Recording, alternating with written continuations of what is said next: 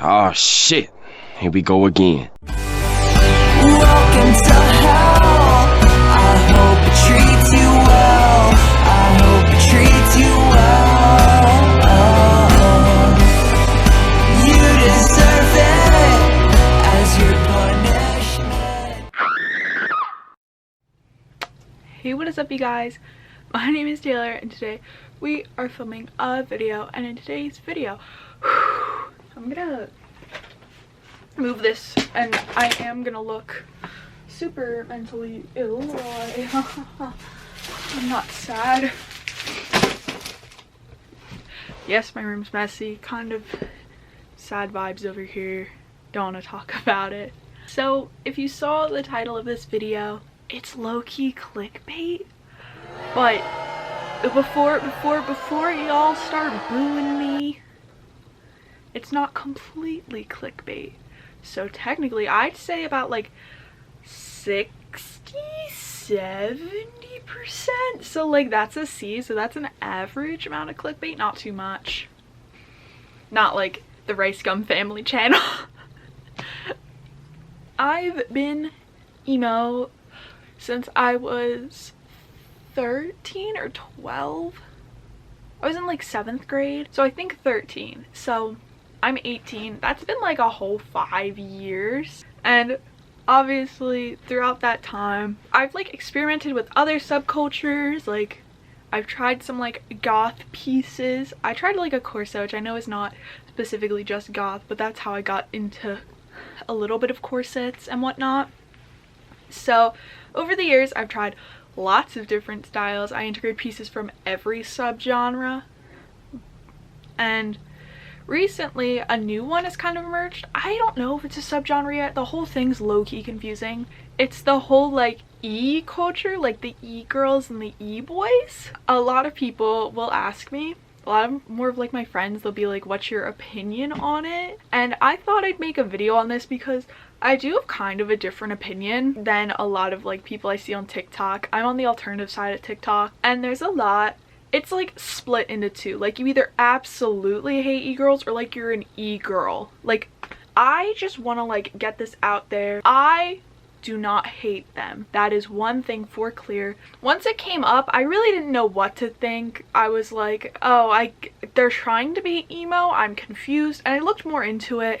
And it's like, oh, it's just little simple pieces like the little hearts and the stripes, and that's why I got a little bit confused. But in my eyes, the way I view it, it's separate than like the emo and the other subcultures, if that makes sense.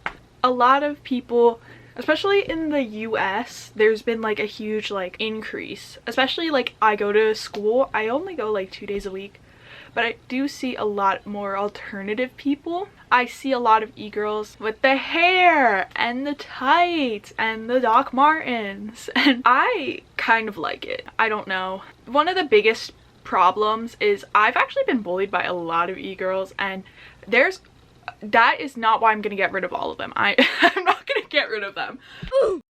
But that I would never push anybody aside because of like just 1 or 2 or like 7 toxic people. In a way, like in every single subculture, goth, scene, punk, grunge, there's always toxic people. Like there will definitely be, there's always elitists, there's always toxic people, and it sucks, but that's how it is. It's a subculture, very broad. I do feel bad in a way. The only thing I don't like about the e-girl or like e-boy subgenre, it's mostly, as I will say all the time, if you talk to me, I literally complain about this all the time, the huge alternative brands. The huge brands like DOLLSKILL, even Killstar in a way. I don't know, I go on and off, but you have these huge brands who are like, this is how to be alternative, you have to wear this, buy our $50 skirt, and you're like, man. Which is why I have so many people who are like, I want to be alternative, but I don't have money. You don't literally need money. That is the thing. Alternative subcultures have started because it's all DIY. Because in the early times, you had to make your own stuff because stores did not cater to you. And these brands are trying to get you to buy their stuff. Like literally there's grunge brands, and grunge originally started because you made your own stuff. You went to thrift stores. Like it's insane. And I do feel bad because once you first start out in a subculture, you're like, I guess I have to buy it to be in the subculture.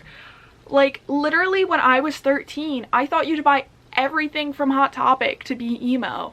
Like, the amount of money I spent at Hot Topic is insane. It was crazy. I now limit my purchases from stores because there's so many better options of like online thrift stores. You can go to actual thrift stores, like secondhand shops. Do it, man. And it sucks that people feel like they have to purchase from these big brands, and I understand where they come from, but most people will go off and start being like, you have to buy from big brands, it's a trend, but like, they don't know any better. I'll be completely honest, it took me 3 years to realize you didn't have to buy everything from Hot Topic, and markets will do anything for advertising. Like, literally, you go on Instagram, I get ads from so many brands who are like, oh, we're like alternative brands, we love alternative people, like, buy our grunge clothing. And I'm like, bro, I never have. And I'm not saying you have to avoid all those stores altogether. Again,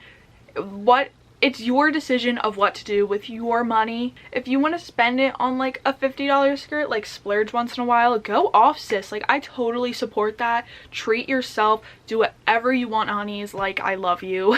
And of course, I still buy some things from Hot Topic. Sometimes I'll see like chains in something and I'll buy it.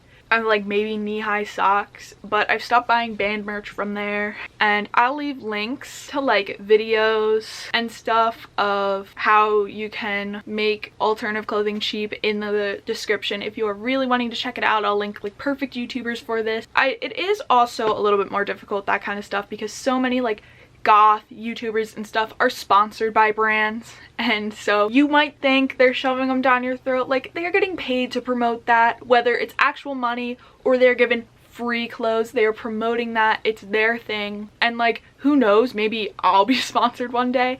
But again, it's your money, do whatever you want. You do not have to be alternative by supporting big companies. That's really my main problem with e-kids. And I do really think that the e-girls and e-boy could become their own subculture if they aren't already, as long as they stick to it. A lot of times it's just beginners' ways of breaking into different subcultures. I don't like the hate they get. Some of them will like be like, hey, I am emo, and people will be like, no, you're an e-girl. And I 100% get that they would feel that way. Some get so defensive over it. I'm someone who's like, they're like baby bats. It's their way of breaking into a whole new subculture. And as long as you do the research, know the values, you listen to the music, you vibe, you have the lifestyle for it, I say go ahead, be whatever you want to be. But if you still want to call yourself an e-girl, but you also want to call yourself emo, like, go off, okay? Like, you can be in multiple subcultures. I think that's perfectly fine. Just as long as you're happy and you're living your life, it shouldn't matter what other people think. I also think that, like, the e-kids trend is so cute. Like, this year, or a little bit last year, I had to cut my hair short. I can make a whole different video on like how I've been like fixing my hair and making it healthier, because if you guys knew, I used to have really long bright red hair, and of course I had that for 8 months, and literally my hair was fried. It was breaking off. It was just a whole bad mess, because again, I did not believe in setting spray. I would wake up, I'd straighten my hair every single day, go to school, and then a little bit while, especially during quarantine, I decided to cut my hair. I needed a change, I needed a vibe. It's short now. I kind of like the length. I go back and forth, and I started doing the blonde in the front, but then I got a little bored and I saw e-girls doing like the fun colors, so I did pink. And it's a fun way to express yourself. Any form of self-expression, as long as you're not hurting yourself or other people or other animals or other things. Like, be safe out there, mind your own business, live your life, because again, in the end, you will only have yourself. As long as you are happy with yourself and you love what you are doing and you love the person who you are, mwah, that's for you. And to any e-kids watching the video, the ones who like didn't just leave a dislike from the title, I love you guys so much. If anybody is bullying you, I will literally adopt you. These subcultures can be toxic from time to time. there are elitists, there are people who get mad because like you don't have as much commitment when you've been in for 1 year and they've been in for 10. Like, I get that all the time. But I hope my channel is like a safe space for you guys, and you really know that like it's okay no matter if you're 3 days into it or 3 years, that I love you and there's always a place for you.